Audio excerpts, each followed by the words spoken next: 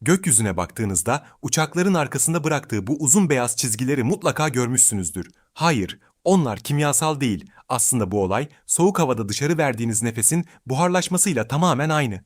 Uçak motorlarından çıkan sıcak su buharı 10.000 metre yükseklikteki eksi 50 derecelik havayla karşılaşınca anında donuyor. İşte bu donan minik buz kristalleri gökyüzünde gördüğümüz o devasa beyaz bulut yollarını oluşturuyor. Buna contrail denir. Eğer iz hemen kayboluyorsa hava kurudur. Eğer uzun süre kalıyorsa yakında yağmur yağabilir. Yani bu izler aynı zamanda bir hava durumu habercisi. Artık gökyüzüne baktığında ne gördüğünü biliyorsun.